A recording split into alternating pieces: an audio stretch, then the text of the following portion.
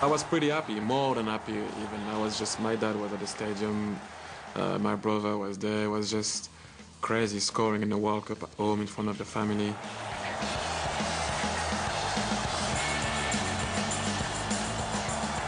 But in the end, it went well for us, in spite of a difficult start to the game. We won it 3-0, and we got back in the changing room feeling stronger.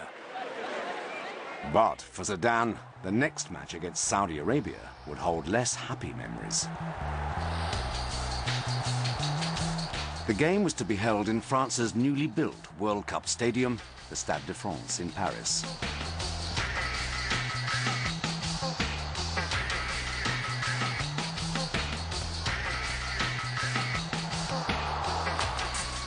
Saudi Arabia were not expected to give France much of a headache. Thierry Henry scores first, followed by David Trezeguet.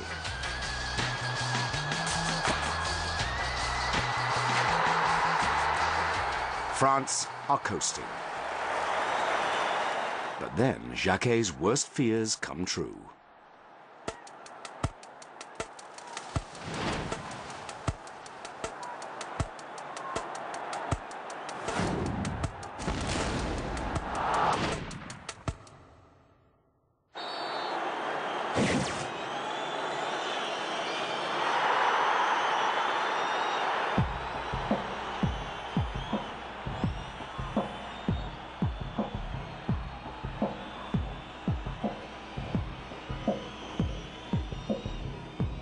When you see Zidane leaving the pitch and you see Jacquet, don't even notice him. It doesn't even look at him. He's gone, he's gone. He was focusing on the guy who were on the pitch. With Zinedine's red card, that was terrible. Terrible. Because we were losing our best player. What were we going to do? I can tell you that we were very worried. But I did not want to show it. Mais j'ai pas voulu le montrer.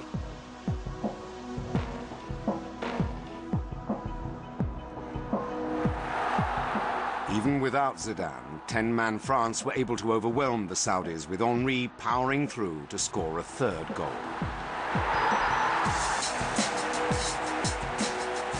With the final score, 4-0, France had qualified. The team's next match against Paraguay would be a much sterner test for Jacquet's Zidane-less team. In a nerve-wracking 90 minutes, France experienced their toughest game to date. Would this be the end of their World Cup adventure? Physically, it was a nightmare. They were playing man-to-man, mark all pitch. Even if you decided to go to the toilet, they were following you, you know? It was a nightmare. And it was a nightmare which left the French team nervous and clumsy.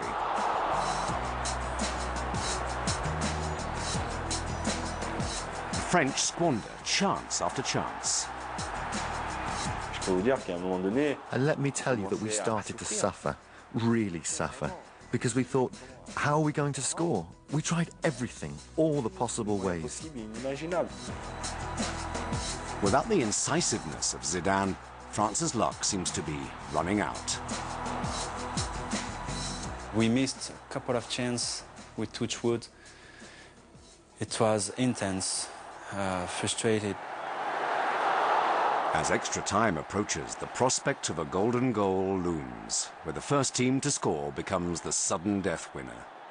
Jacquet's dream is looking remote.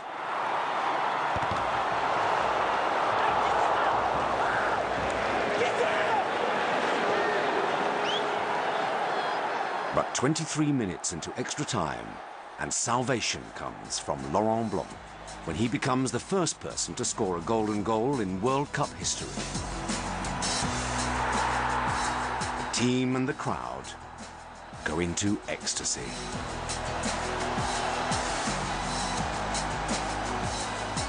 The French had good reason to celebrate. Not only were they through to the quarter-finals against the Italians, but their playmaker, Zinedine Zidane, was back in the fold.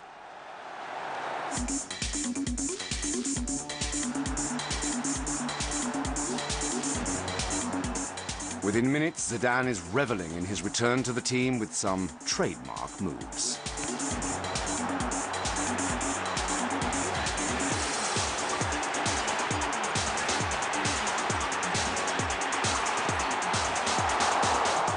But after 120 minutes of play and no goals, France and Italy are forced into a penalty shootout.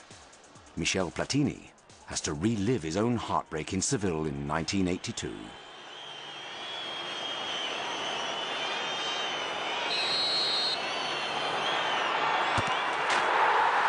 Zidane and Roberto Baggio make it all look so easy.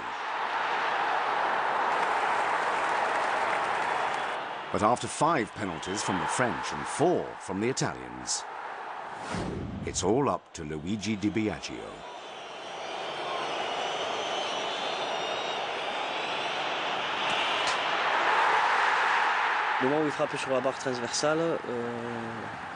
The moment he hit the crossbar, I didn't realise it had finished, because I was concentrating so hard. I was still in penalty mode, concentrating. Then I saw everyone running towards me. I thought, oh, it's finished. We won. Perfect. It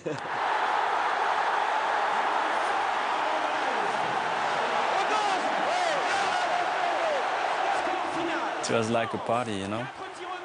We reached the semi-final and we realized that we were equal to the whole generation, like Platini, when they went to the semi-finals. So we were equal. Whatever happens, it could be only better.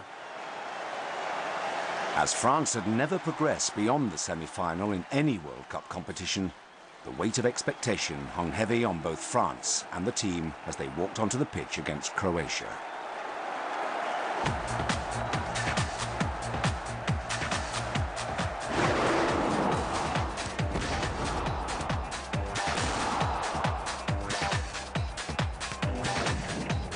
In a testing first half, Croatia proved that they were a team France needed to respect.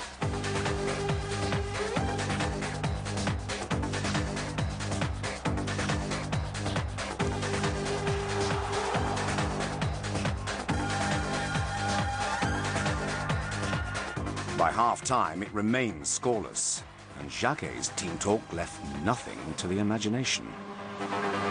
He was getting upset because we were not, playing how we should play, and showing our desire, showing our commitment, at home against a team that you would think that we could have, played better than that. So, when he was upset, he was letting you know. 1 minute after Jacquet's warning, the unthinkable happened. With the French defence watching the ball rather than the opposition, Davor Suker makes a run into the box. Lilian Thuram, in a rare lapse of concentration, plays Suker onside.